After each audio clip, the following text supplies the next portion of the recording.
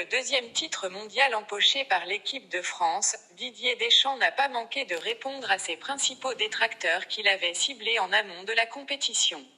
Particulièrement gâté, lors de la séance de règlement de compte, Christophe Dugarry a réagi sur RMC. Et l'heure n'est visiblement pas à l'apaisement.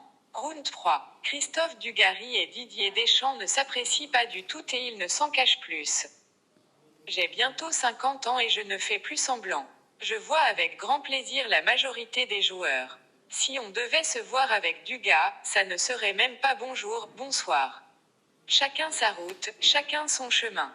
C'est clair. Avait confié le sélectionneur des Bleus au quotidien Le Parisien, quelques jours après la victoire face à la Croatie en finale de la Coupe du Monde. L'ex-pensionnaire de la Juventus reproche à Dugas ses critiques concernant la non-sélection de Karim Benzema. Il ne faut pas exagérer quand même. Quand on franchit la ligne et qu'il n'y a pas un minimum de respect sur le plan humain. Ce n'est pas fini uniquement avec lui. Dugarry ose dire que je prends la France en otage. Cela dépasse l'entendement. Un petit coup de fil privé pour apaiser les esprits et régler tout cela calmement. Non merci. Le consultant de RMC en a remis une couche publiquement à l'occasion de la rentrée de son émission radio, Team Dugas. Incroyable, Deschamps, on lui manque de respect dès qu'on n'est pas d'accord avec lui.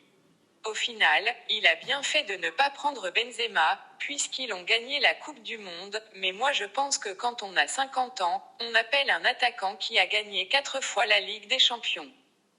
Je n'ai pas du tout le même état d'esprit que lui, et j'en suis ravi, je suis droit, honnête et fiable. Il dénonce aussi le comportement de Deschamps lorsqu'il endossait le rôle de joueur et de capitaine chez les Bleus. Il est prêt à faire des choses pour arriver au plus haut niveau.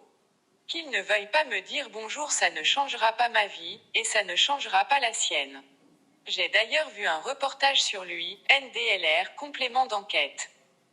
Je l'ai connu en 1990, 1991, et il y a toujours eu des histoires sur lui. Je me rends compte qu'il est dans beaucoup d'affaires. Il peut dire que je suis une pipe, mais remettre en doute mon état d'esprit quand je vois tout ce qui tourne autour de lui, je trouve ça incroyable.